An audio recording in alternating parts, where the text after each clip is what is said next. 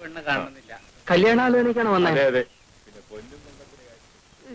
എടി അവൻ എന്താ ഒരു കുറവ്? അഴകില്ലേ, ആരോഗ്യമില്ലേ, 2 ഏക്കർ നിലം, 1 തെങ്ങും പുരയിടം, നല്ല വില നടത്തുന്ന ഒരു പപ്രാ കച്ചവടം, ഇതൊന്നും നിന്റെ കണ്ണിന് പിടിക്കുന്നില്ലല്ലേ? അപ്പൊ പശുവും തൊഴുത്തുവോ? ആ, അത് വേറെ. എനിക്ക് വേണ്ടെന്ന് വെച്ചാ വേണ്ട. 1ഉം 2ഉം അല്ല, 26ാമത്തെ ആലോചനയായത്. ഇതും നിനക്ക് വേണ്ടാന്ന് വെച്ചാ പച്ചവെള്ളം ഞാൻ തരത്തില്ല. എന്റെ ലക്ഷ്മിക്കുട്ടി, നീ കിടന്ന് തിളയ്ക്കാതെ.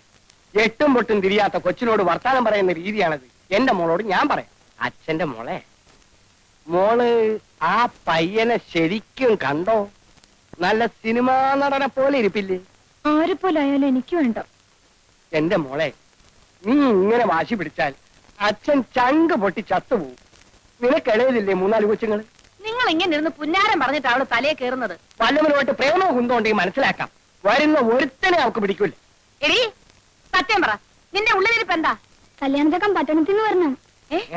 ചേച്ചി പട്ടണത്തിലേക്ക് കൊണ്ടുപോകണം. ചെക്കൻ പാന്റ് ഷർട്ട് ഇടണം, ഇംഗ്ലീഷ് പറയണം, പരിഷ്കാരം വേണം, സിഗരറ്റ് വലിക്കണം, പട്ടണത്തിൽ പോണം, ഇംഗ്ലീഷ് പഠിക്കണം, നിന്റെ അമ്മയുടെ തല വേണം. ഇതിന്റെ ഇടയ്ക്ക് ആ പീക്കറാണ്ടി ഉണ്ടല്ലോ.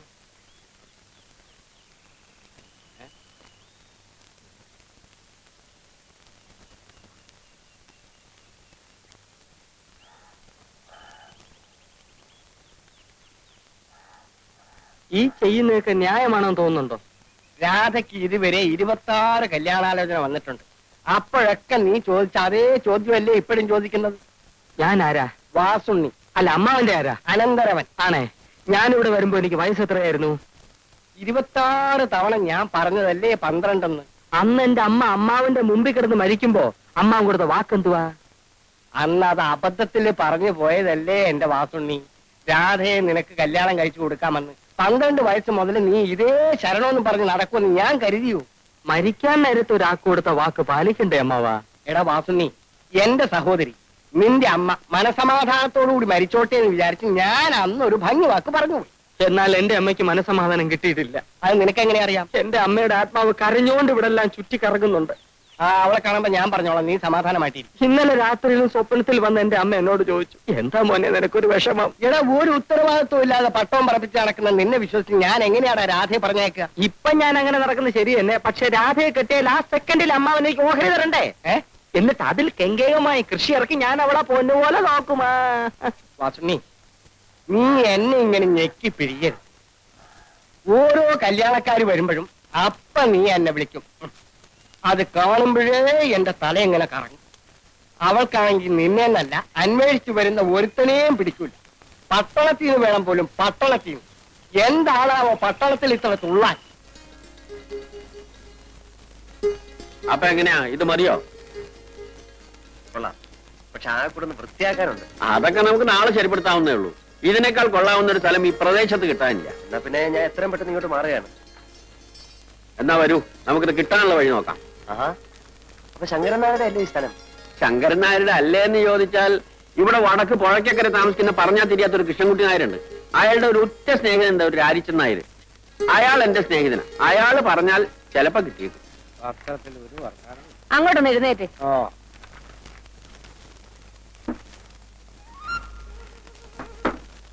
ഇതാണ് രാജിച്ചൻ നായരുടെ വീട്. അവിടെ ഉണ്ടാവും. ആ ലക്ഷ്മിക്കുട്ടി, ആ ശങ്കരൻ നായർ ഒരാളെയും കൂട്ടി വരുന്നുണ്ട്. ചിലപ്പോ കല്യാണാലോചനയ്ക്കാവും. നീ പോയിട്ട് കുറച്ച് കാപ്പി ഇട്ടേ.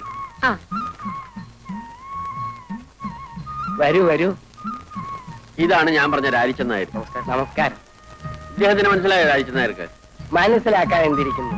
ശങ്കരൻ നായരല്ലേ കൂട്ടിക്കൊണ്ടുവന്നത്. മോശക്കാരനായ ഒരാളെയും കൊണ്ട് എന്റെ വീട്ടിലേക്ക് വരൂ. പേരെന്താ? വിനയൻ. നല്ല പേര്. നമ്മുടെ വില്ലേജ് ഓഫീസിൽ പുതിയതായിട്ട് വന്ന സാറാ.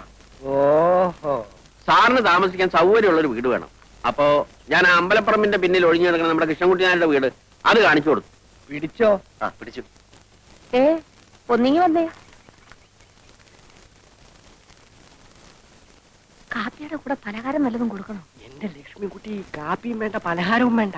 അയാള് വില്ലേജ് ഓഫീസിലെ ഒരു ഉദ്യോഗസ്ഥനാ. വീട് അന്വേഷിച്ച് നടക്കുക. അപ്പോ വീട് പിടിച്ചു അല്ലേ? അതെ. അത് കൃഷ്ണൻകുട്ടി നായരെ കണ്ട് രാജിച്ചൻ നായർ ഒന്ന് ഏർപ്പാടായി കൊടുത്തു. താൻ ഒരു പൊതുപ്രവർത്തകനല്ലേ ശങ്കരൻ നായരെ? എന്നെക്കാണ് എളുപ്പം തനിക്കല്ലേ? ഞാൻ പറഞ്ഞ അയാൾ കേൾക്കില്ല. അല്ല, കുറ്റം എന്റെ ആണെന്ന് തന്നെ വെച്ചോളൂ. എന്ത് പറ്റി? ഇവിടെ കനാല് പണിക്ക് വേണ്ടി വന്ന 5-6 പേർക്ക് 1 മാസത്തേക്ക് താമസിക്കാനായിട്ട് മനക്കിലെ വീട് ഞാനൊന്ന് ഏർപ്പാട് ചെയ്ത് കൊടുത്തു. ജോലി കഴിഞ്ഞാൽ പണ്ടാരങ്ങൾ പോകണ്ടേ? കുടിയടപ്പാവകാശം വേണമെന്ന് പറഞ്ഞ് സമരമായി ബഹളമായി അതിന്റെ കൂടെ കൂടാൻ കുറെ നാട്ടുകാർ. അവസാനം എന്തു പറ്റി? വീട് അവരുടെ പേരിൽ എഴുതി കൊടുക്കേണ്ടി വന്നു. ശേഷം പേർക്ക് മനക്കിലെ പള്ളി ചവിട്ടാനും വേണം. ഇതാണ് നമ്മുടെ നാടിന്റെ ശാപം. ഗാന്ധിജി വിഭാവനം ചെയ്ത ഇന്ത്യ ഇനിയും എത്രയോ ദൂരെയാണ്. ഓ, വരുന്നുണ്ട് ദുഷ്ടഗുണം.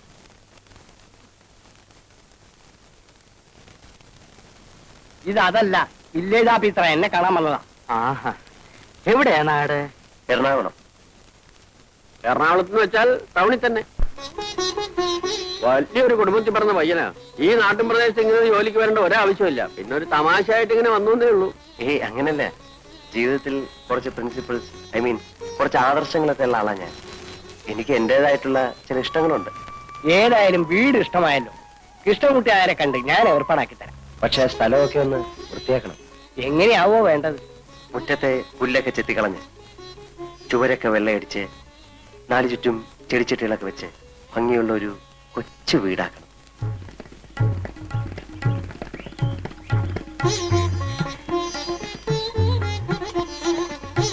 എങ്ങനെ? സാറിന്റെ മനസ്സിന് ഇഷ്ടപ്പെട്ട രൂപത്തിലായോ? ആ, ഒരുവിധം. വസണി, സാധിച്ച ഒരു കിളിക്കൂട് സംഘടിപ്പിച്ച തിരക്കേടില്ലായിരുന്നു. കിളിക്കൂടോ? അതെന്തിനാ? ഈ ജനലിനരികിൽ കെട്ടിത്തൂക്കിയിട്ടാൽ രാത്രി അതിൽ കിളികൾ വന്നിരിക്കും. പുലർച്ചയ്ക്ക് അവരുടെ ശബ്ദം കേട്ട് എനിക്ക് കൊണ്ടുവരാം. അതിനൊരു ടൈം പീസ് വാങ്ങിച്ചാ പോരെ? അലാറം വെച്ചാ മതിയല്ലോ. ഏയ്, അതല്ല. അപ്പോ ഈ ആഹാരത്തിന്റെ കാര്യത്തിൽ എന്താ കണ്ടിരിക്കണേ? എന്റെ വീട്ടിൽ നിന്ന് കൊടുത്തേക്കാം. അയ്യോ, അത് വേണ്ട മാവാ. അമ്മായി വെക്കുന്നൊന്നും സാറിന് ഇഷ്ടപ്പെടില്ല. ചേട്ടന്റെ വീട്ടിൽ നിന്നാകാമല്ലോ. ഒരു വിരോധമില്ല. പക്ഷേ അയ്യോ, അതൊന്നും വേണ്ട. ആഹാരം സ്വയം പാകം ചെയ്ത് കഴിക്കുന്ന എനിക്കിഷ്ടം. വീട്ടിലാവുമ്പം അതൊന്നും നടക്കില്ലായിരുന്നു. ഇവിടെ ആവുമ്പം നമ്മുടെ ഇഷ്ടം പോലെ ആകാമല്ലോ. പിന്നെ രാവിലെയും വൈകിട്ടും കുറച്ച് പാല് കിട്ടിയാൽ മതി. ആട്ടും പാലാണെങ്കിൽ കൂടുതൽ സൗകര്യം. ആട്ടുംപാൽ ഇപ്പൊ എവിടെ നിന്ന് കിട്ടാനാണ്? പശുവും പാലാണെങ്കിൽ എന്റെ വീട്ടിലുണ്ട്. 2 നേരവും കുട്ടികളുടെ കയ്യിൽ ഞാൻ കൊടുത്തേക്കാം. സാറിന് ആട്ടും പാലാണ് ആവശ്യം. അത് സാർ ഇടുന്നെങ്കിലും അല്ല, പശുവും പാല് മതി. കിട്ടാൻ എളുപ്പം അതാണല്ലോ. അതാ നല്ലത്. അപ്പോ ആ കാര്യം രാരിച്ചെന്നാർ ഏറ്റു ഇല്ലേ? ഏറ്റു. ഇനിയിപ്പോ ഞങ്ങൾ എന്തെങ്കിലും ചെയ്യുന്നതായിട്ടുണ്ടോ? ഇത് തന്നെ വലിയ ഉപകാരം. മനസ്സിലുണ്ടെങ്കിൽ ജോലി, മനസ്സിലുണ്ടെങ്കിൽ ഗ്രാമം, നല്ലവരായ ആൾക്കാർ. ഇതിൽ കൂടുതലൊന്നും എനിക്ക് വേണ്ട. അറിയില്ല.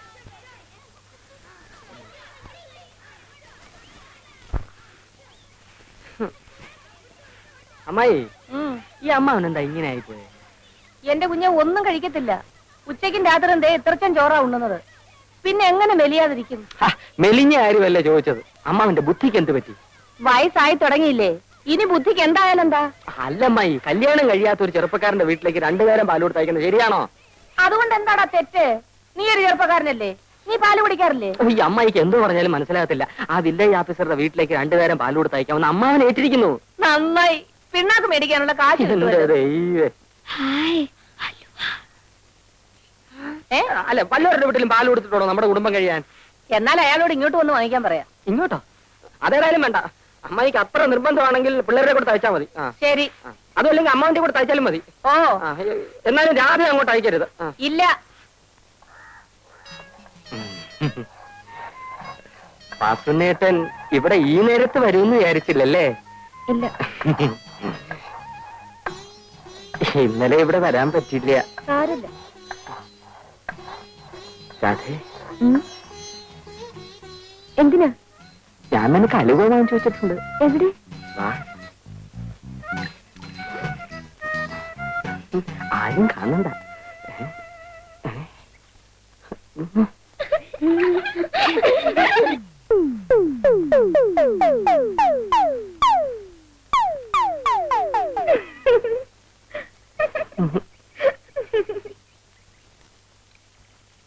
വാസനേട്ടാ, നാളെയും കൊണ്ടുവരുവോ?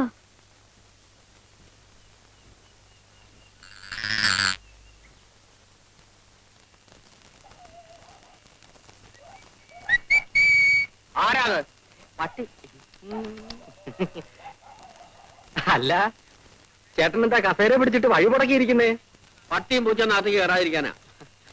ഞാനൊരു സഹായം ചോദിക്കാനാ വന്നെ. സഹായം ചോദിക്കൽ പകലായാ പോരെ? വളരെ അർജന്റാണ് ചേട്ടാ. വളരെ നീണ്ട കാര്യമാണെങ്കിൽ നമുക്ക് നാളെ കാലത്തെ സംസാരിക്കാം. ചുരുക്കി പറയാം. എന്റെ അമ്മ മരിക്കുന്ന കാലത്ത് എനിക്ക് 12 വയസ്സായിരുന്നു. അന്ന് മരിക്കാൻ കിടക്കുന്ന നിന്റെ അമ്മയോട് രാജിച്ചെന്നാര് സത്യം ചെയ്ത് പറഞ്ഞതാ രാധയെ നിനക്ക് കല്യാണം കഴിച്ചു തരാം. ആ ഇത് ഈ നാട്ടിൽ നീ എല്ലാവരോടും പാടിക്കൊണ്ട് കിടക്കുന്ന പാട്ടല്ലേ വാസുണ്ണി? എത്ര പാടിയിട്ടും ഒരു പ്രയോജനവും ഇല്ല ചേട്ടാ. ഓടിയാത് വാതിലടച്ചിട്ട് പോകും. പൊക്കോളൂ. രാജിച്ചൻ അമ്മാവനോട് ചേട്ടൻ ഒന്ന് പറയണം. ആ സംസാരിക്കാം. ഇപ്പോഴെങ്കിലും പറഞ്ഞില്ലെങ്കിൽ ആകെ നമുക്ക് പ്രശ്നം. നാളെ കാലത്ത് സംസാരിക്കാം. പൊക്കോളൂ. തള്ളല്ലേ വെക്കോളാം. Torch torch torch. ചേട്ടൻ അത് ചോദിക്കാനാ? ദാ, രാവിലെ തൊട്ട് വൈകുന്നേരം വരെ ആ പാവം മനുഷ്യ സ്ത്രീയെ പൂട്ടിയിടും. വയസ്സ് കാലത്തൊരു ചെറുപ്പക്കാരിയെ കല്യാണം കഴിച്ച് ബാക്കിയുള്ള ആണുങ്ങൾക്ക് ഈ പറമ്പ് കാലി കുത്തിവിടുന്നതായി.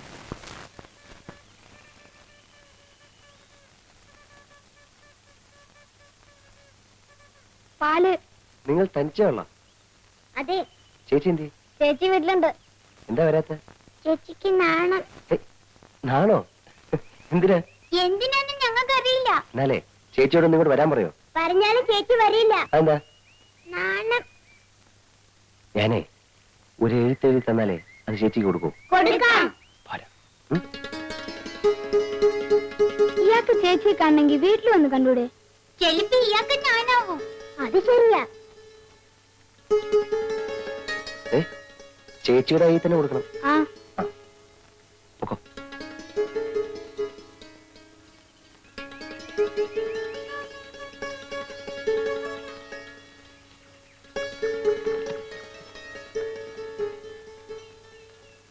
പ്രിയപ്പെട്ട രാധേ.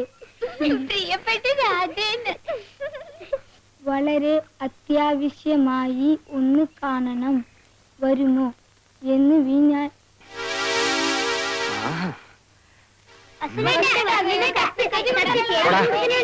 വീട്ടിൽ പോടാ.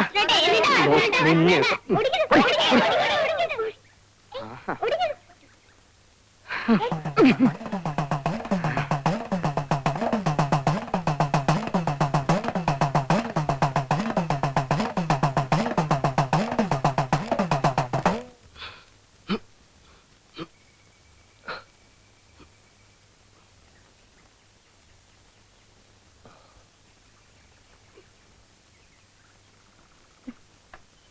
ചേച്ചി, അയാള് ചേച്ചിക്ക് ഒരു കത്ത് എഴുതുന്നു.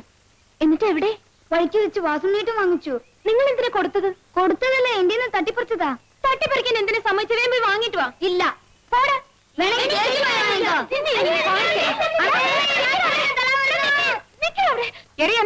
തലാരോടിക്കുന്നത് ഞാൻ ഇപ്പൊ പറയും. എന്താടാ? ഒന്നുമില്ലമ്മേ, ഞങ്ങള് വെറുതെ കളിച്ചതാ. കളിച്ചതല്ലമ്മേ, സുവേട്ടനെ തല്ല ഓടിച്ചതാ. എന്താ കാര്യം എന്ന് പറയടി. അമ്മേ, ഞാൻ പറയാം.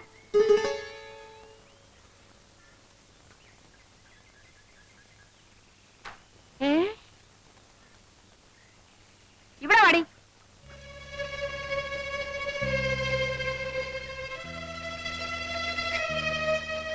എന്റെ പൊന്നു മോളെ, ഇപ്പോഴെങ്കിലും നിനക്കൊരാളെ ഇഷ്ടമായല്ലോ. വാ മോളെ.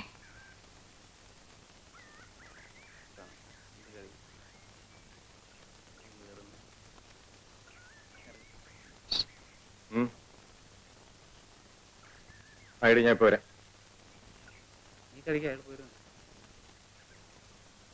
ഒരാളെ ഒന്ന് തല്ലി തരണം. അല്ല ആളാരാ? ആളെ ഞാൻ കാണിച്ചു തരാം. പക്ഷെ കേശവൻ ചേട്ടൻ ഒറ്റയ്ക്ക് പോരാ. ആളൊത്തിരി കരുത്തനാ. ഒരു 2-3 പേരും കൂടെ വേണം. കാശ് എത്ര തരും? കാശൊക്കെ ഞാൻ തരാമെന്നേ. നമ്മളിനി അങ്ങനെ വല്ലതും ഉണ്ടോ? ഞാനില്ലേ. അതുകൊണ്ടാ കടം പറ്റില്ലെന്ന് പറഞ്ഞത്. ചേട്ടാ, എന്റെ കല്യാണം കഴിഞ്ഞിട്ട് ചേട്ടന് ആവശ്യമുള്ള പണം ഞാൻ തരാം. എന്നാ പിന്നെ കല്യാണം കഴിഞ്ഞിട്ടല്ല. അയ്യോ, അതിന് മുമ്പ് കല്യാണം. 50 രൂപ വെച്ചിട്ട് കാര്യം പറഞ്ഞാൽ മതി. 50 രൂപയ്ക്ക് ഞാൻ എവിടെ പോവും? പിന്നെ സാറേ, വാസുണ്യ. സാർ സാറേ ഓഫീസ് വിട്ട് വരികയായിരിക്കും. അതെ. ഞാൻ സാറിനെ കാണാൻ വീട്ടിലോട്ട് വരികയായിരുന്നു. എന്താ? അടിയന്തരം ഒരു 50 രൂപ കടം വേണം. എനിക്കല്ല, രാജിച്ചരമ്മാവനാ, രാധയുടെ അച്ഛന്.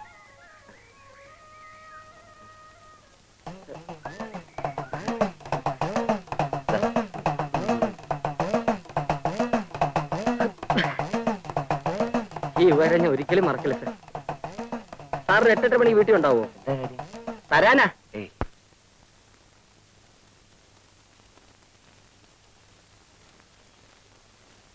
ഇവിടെ ആളില്ലേ? ആരാ? ഞങ്ങളാ. ഞങ്ങളോ?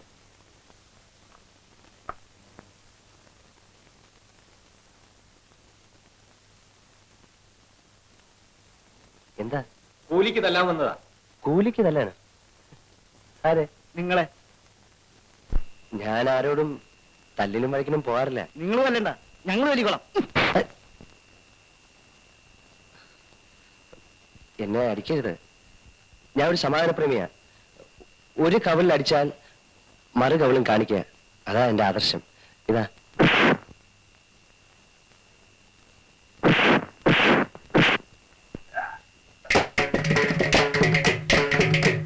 അപ്പൊ താനല്ലേ പറഞ്ഞു സമാധാനപ്രേമിയാണെന്ന്? അത് ഞാൻ പണ്ടൊരു പുസ്തകത്തിൽ വായിച്ചതാ. ഇപ്പോഴത്തെ കാലത്ത് അത് പറ്റത്തില്ല.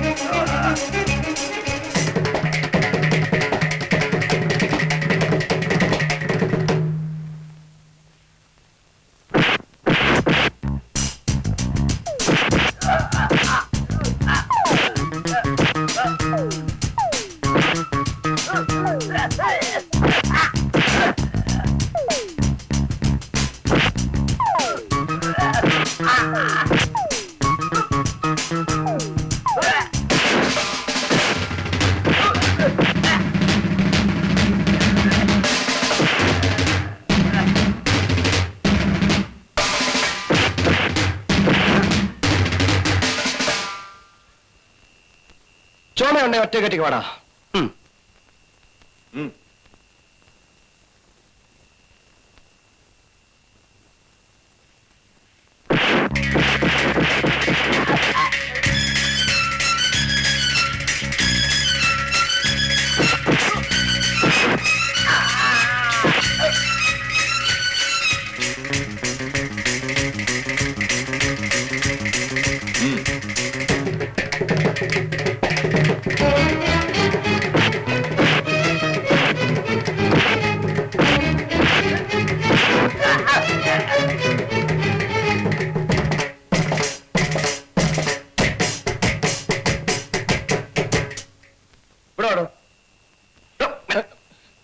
അയ്യോ സാറേ, എന്നൊന്നും ചെയ്യരുത്.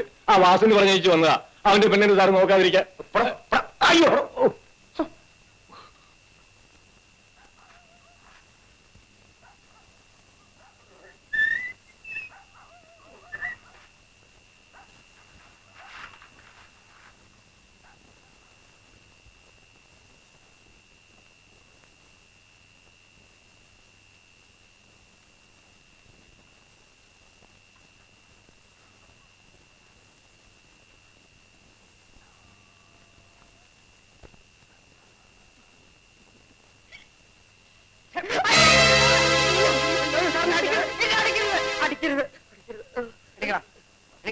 സാറിന്റെ തേജസ് ഇപ്പോഴാണ് ഞാൻ മനസ്സിലാക്കിയത്.